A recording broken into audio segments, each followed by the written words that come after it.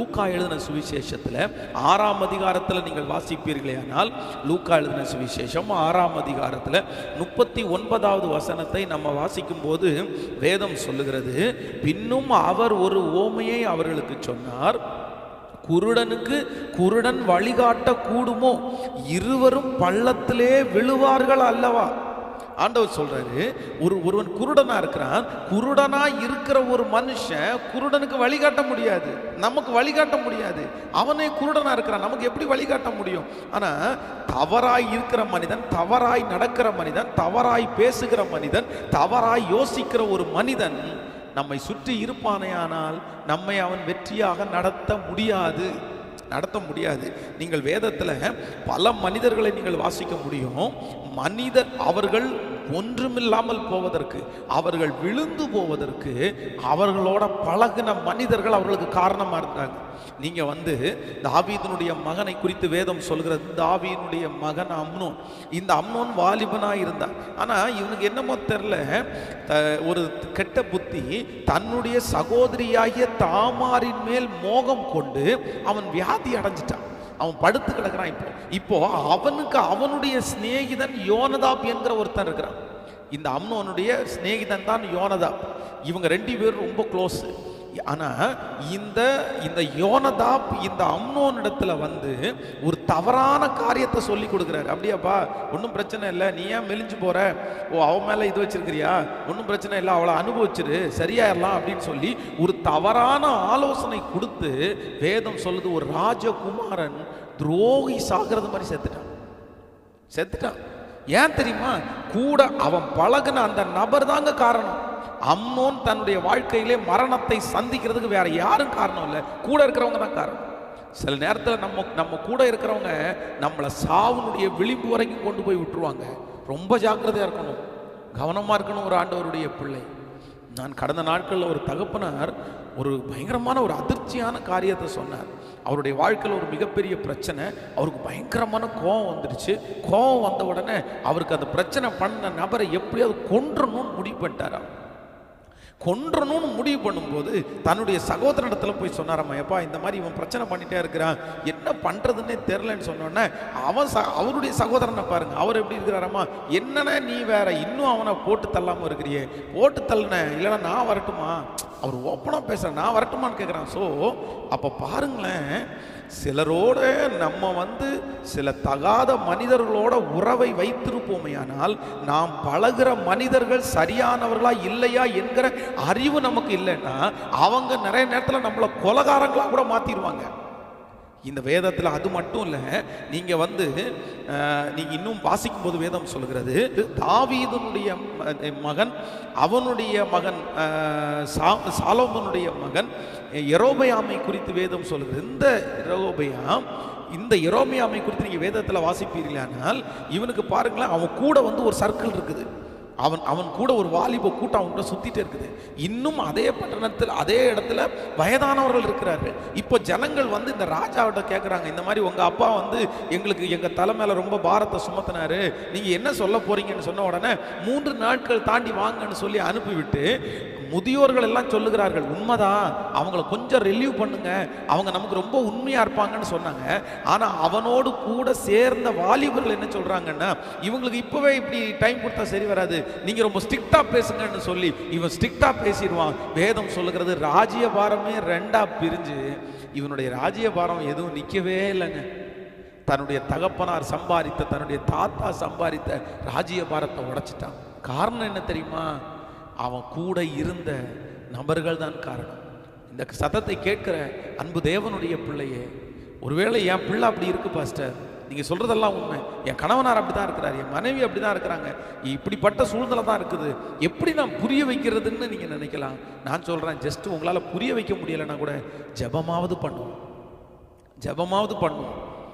முதல்ல நீங்க நினைச்சுக்குங்க, நீங்க பழகிற நபர்களை குறித்து நீங்கள் எச்சரிக்கையா இருக்க வேண்டும் என்று வேதம் நமக்கு தெளிவாய் சொல்லுகிறது. நான் இந்த நாளில் முடிந்த வரைக்கும் ஒரு காரியமோ 2 காரியமோ உங்களோடு கூட நான் சொல்லி உங்களுக்காக ஜெபிக்க போகிறேன். ஒரு தேவனுடைய பிள்ளையினுடைய வாழ்க்கையில கண்டிப்பாக நம்ம கூட வைத்திருக்க கூடாத ஜனங்கள், அப்படின்னா கண்டிப்பாக இவர்களோட நம்ம வந்து பழக்க வழக்கம் வைக்கக்கூடாது. இந்த ஜனங்களோட நீங்கள் பழக்க வழக்கம் வச்சுருந்தீங்கன்னா உங்கள் வாழ்க்கை வந்து தீமையில் போய் முடியும் என்கிற ஒரு சிலரை குறித்து உங்களுக்கு சொல்லி உங்களுக்காக ஜெபிக்க போகிறேன். நம்பர் 1, முதலாவதாக வேதத்தை நமக்கு திறந்து நம்ம வாசிக்க போகலாம். 2 சாமுவேலின் புஸ்தகத்தை நாம் எடுத்துக்கொள்ளலாம். 2 சாமுவேல் 15ஆம் அதிகாரத்தை நம்ம எடுத்துக்கொள்ள போகிறோம். 2 சாமுவேல் 15ஆம் அதிகாரம் 30வது வசனத்திலிருந்து 33வது வசனம் வரைக்கும் வாசிக்க போகிறோம். தாவீது தன் முகத்தை மூடி வெறுங்காலால் நடந்து அழுது கொண்டு ஒலிவ மலையின் மேல் ஏறி போனார். அவனோடு இருந்த சகல ஜனங்களும் முகத்தை மூடி அழுது கொண்டே ஏறி போனார்கள். அப்சலோமோட கட்டுப்பாடு பண்ணினவர்களுடன் அகித்தோப்பேலும் சேர்ந்திருக்கிறான் என்று தாவீதுக்கு அறிவிக்கப்பட்ட போது தாவீது, கர்த்தாவே, அகித்தோப்பேலின் ஆலோசனையை பைத்தியமாக்கி விடுவீராக என்றார். தாவீது மலை உச்சி மட்டும் வந்து அங்கே தேவனை பணிந்து கொண்ட போது இதோ ஆர்க்கியனாகிய ஊசாய் தன் வஸ்திரங்களை கிழித்து கொண்டு தலையின் மேல் புழுதியை போட்டு கொண்டவனாய் அவனுக்கு எதிர்பட்டான். தாவீது அவனை பார்த்து, நீ என்னோட கூட நடந்து வந்தால் எனக்கு பாரமாயிருப்பாய். கவனிங்க, ஆண்டவருடைய பிள்ளைகள் எல்லாரும் நீங்கள் கவனிக்கிறீர்கள் என்று நான் நம்புறேன். இந்த இடத்துல தாவீதை குறித்து நம்ம இந்த இடத்துல வாசித்தோம். இவனுக்கு தாவீதுக்கு ரொம்ப நெருக்கமான ஒரு சூழ்நிலை. அவன் ராஜாவாக இருந்தான். திடீரென்று அப்சலோம் அவனுடைய மகன் வந்து அவனுக்கு விரோதமாய் எழும்பி இப்ப தகப்பனாரை வந்து வீட்டை விட்டு துரத்திட்டான். இப்ப தகப்பனார் வந்து வெறும் காலாய் நடந்து கண்ணீரோட போயிட்டு இருக்கிறார். இப்போ இந்த சிச்சுவேஷன் நினச்சி பாருங்க. நீங்கள் வீட்டில் இருக்கிறீங்க, உங்கள் பையனே உங்களுக்கு விரோதமாக எழும்பிட்டாரு, இல்லை உங்கள் அம்மா அப்பா உங்களுக்கு விரோதமாக எழும்பிட்டாரு, எழும்பி அடித்து உங்களை வீட்டை விட்டு துரத்திட்டாங்க. இப்போ நீங்கள் வீட்டை விட்டு தனியாக எங்கே போகிறதுன்னே தெரில. இப்போ உங்களுக்கு தெரிஞ்ச உங்களோடு கூட இருந்த பழக்கமான ஒரு நபர் வந்து அழுது கொண்டே உங்கள் பின்னாடி வந்து வஸ்திரத்தெல்லாம் கிழிச்சு, ஐயோ உங்களுக்கு போய் இப்படி நடந்துருச்சா, நான் உங்கள் கூட வர்றேன், செத்தா உங்கள் கூட இருப்பேன் அப்படின்னு சொன்னால் நமக்கு எவ்வளோ சந்தோஷமாக இருக்கும். சே, எங்கள் அம்மா விட்டாங்க, எங்கள் கணவனார் விட்டுட்டாரு, இவங்களை பாரு எவ்வளோ பாசம் என் மேலே. ஆனால் வேதம் சொல்லுது, தாவீது இந்த ஊசா என்கிற மனிதனை தான் கூட வச்சுக்காம ரிஜெக்ட் பண்ணிட்டான். தாவீது ரொம்ப சோகமா இருக்கிற நேரத்தில் ஊசா என்கிறவன் வந்து தன்னுடைய வஸ்திரத்தை கிழித்து கொண்டு, ராஜா உங்களுக்கு போய் இப்படி நடந்துருச்சே அப்படின்னு அவங்க கூட நடந்து வரும்போது ஸ்டாப் பண்ணி, டேய் நிறுத்து, என் கூட நீ வந்தா எனக்கு பாரமா இருப்பா, ஒன்று பண்ணு, நீ இப்போ திரும்பி போய் என் மகனாகிய அப்சலோம் இடத்துல போகு. அப்சலோம் இடத்துல அகித்தோப்பேல் என்கிற ஒரு ஆலோசனைக்காரர் இருக்கிறான். அந்த இடத்துல அவனுடைய ஆலோசனையை மாற்றி விடுறதுக்கு நீ யூஸ் ஆவேன்னு சொல்லி ரிட்டன் வந்து அனுப்பி விடுறாரு. நீ என் கூட இருக்காது, எனக்கு பாரமா இருப்பாய். ஸோ நம்பர் 1, முதலாவதாக ஒரு தேவனுடைய பிள்ளை யாரோட ஐக்கியம் வச்சிருக்க கூடாது அப்படின்னா, நம்மை பார்த்து பரிதாபப்படுகிறவர்களோட ஆண்டவருடைய பிள்ளைகளுக்கு ஒரு நாளும் ஐக்கியம் இருக்கவே கூடாது. ஆனால் நம்ம நிறைய பேருக்கு என்ன பிடிக்கும் அப்படின்னா, நம்மளை பார்த்து பரிதாபப்படுறவங்கள பிடிக்கும். இல்லை, நம்மளை பார்த்து எதுக்கு பரிதாபப்படணும்? உங்களை பார்த்து யாரும் பரிதாபப்பட வேண்டிய அவசியம் இல்லை. ஆண்டவருடைய பிள்ளைகளை ஒன்று நீங்கள் நினைத்துக் கொள்ளுங்கள், நீங்கள் மற்றவர்களுடைய பரிதாபத்தை சம்பாதிக்கிறதற்கு ஒரு நாளும் ஆசைப்படாதீங்க. நிறைய பேருக்கு அப்படிப்பட்ட கேரக்டர் இருக்குது. எல்லாரும் தங்களை பார்த்து பரிதாபப்படுறதுக்காக அவங்க தாடியை வளர்த்துட்டு கஷ்டப்பட்டுட்டு அப்படியே சாப்பிடாம என்னமோ பஞ்ச பாட்டை பாடிட்டு, என்ன வீட்டில் எதுவும் இல்லை, அது இல்லை, இது இல்லை சொல்லிட்டே இருப்பாங்க. அவங்களுக்கு நோக்கமே என்ன அப்படின்னா, யாராவது நம்மளை பார்த்து பரிதாபப்படணும். நான் சொல்கிறேன், உங்களை ஆண்டவர் எல்லாரும் உங்களை பார்த்து பரிதாபப்படுறதற்கு ஆண்டவர் உங்களை வைக்கக்கூடாது. உங்களை பார்த்து எல்லாரும் பொறாமப்படுற மாதிரி உங்களை வைக்கணும். சொல்கிறேன், ஒரு ஆமேன் சொல்லுங்க. எஸ் அப்படின்னு ஒரு ஆமேன் சத்தமாக நீங்கள் சொல்லுவீங்கன்னு நான் நம்புகிறேன். லைவில் நீங்கள் சொல்லுவீங்கன்னு நம்புகிறேன். உங்களை பார்த்து எல்லாரும், கர்த்தர் உங்களோடு கூட இருந்தால் உங்களை பார்த்து யாருமே பரிதாபம் எல்லாம் பட மாட்டாங்க, உங்களை பார்த்து பொறாமப்படுவாங்க. ஒருவேளை இன்றைக்கு உங்களை பார்த்து யாராவது ஒருத்தர் பரிதாபப்படுற அளவுக்கு நீங்கள் இருக்கிறீங்களா, நீங்கள் கவலையே படாதீங்க. ஒரு நாள் அவர்களுக்கு முன்பாகவே ஆண்டவர் உங்களை உயர்த்துறதற்கு வல்லவராக இருக்கிறார். ஆண்டவர் உங்களை கனப்படுத்துறதுக்கு வல்லவராக இருக்கிறார். இந்த தாவீது தான் கூட யாரை வச்சுக்கணும்னு முடிவு பண்ணலை அப்படின்னா தன்னை குறித்து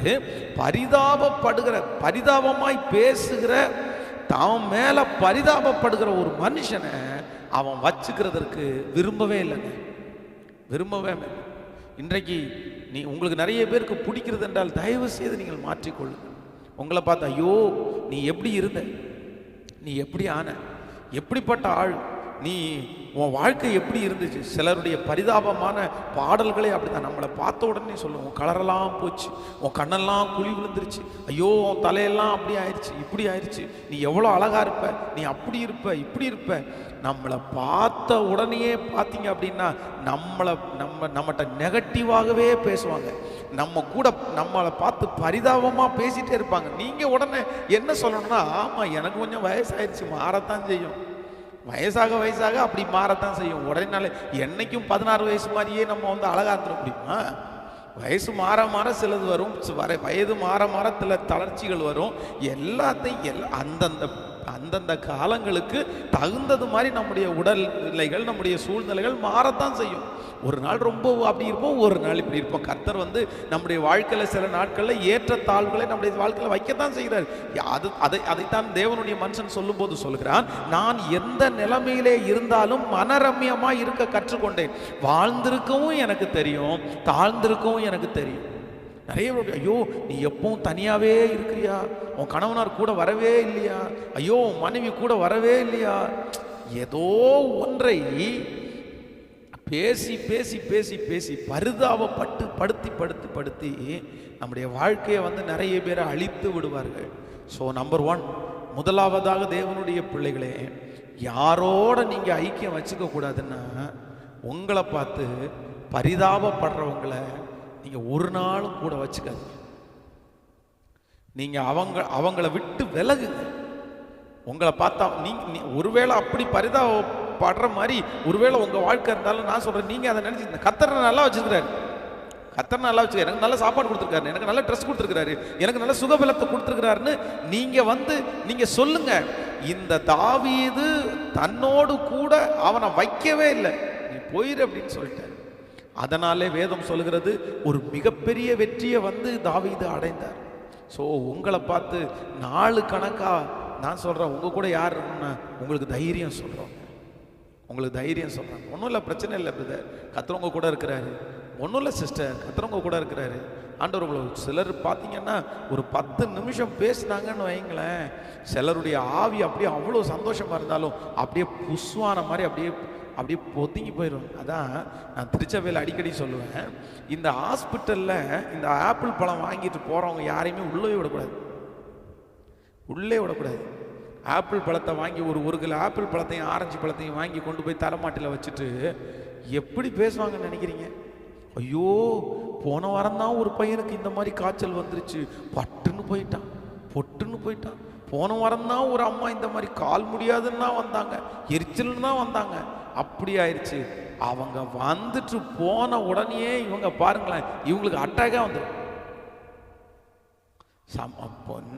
உங்களுக்கும் ஒன்று சொல்லுகிறேன், இந்த லைவ்ல கேட்குறவங்களும் சொல்கிறேன், நீங்கள் யாரையாவது ஒருத்தரை ஹாஸ்பிட்டலில் பார்க்க போறீங்க அப்படின்னா தயவு செய்து ஒரு நாளும் மைனஸாக பேசிட்டு வராதீங்க.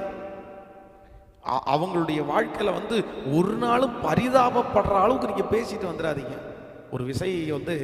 ஒரு நடந்த ஒரு சம்பவத்தை உங்களுக்கு சொல்கிறேன். எங்களுடைய திருச்சபை பக்கத்தில் ஒரு கடை ஒருத்தர் வச்சிருந்தார். அவர் ரசிக்கப்படாத ஒரு மனுஷன், ஒரு இந்து நண்பர் அவர். ஆனால் நான் எப்போ என்னை பார்த்த உடனே கையெடுத்து கும்பிடுவார், வணக்கம் ஃபாதர் அப்படின்னு சொல்லுவார். நானும் அவருக்கு வணக்கம் செலுத்திட்டு போவேன்.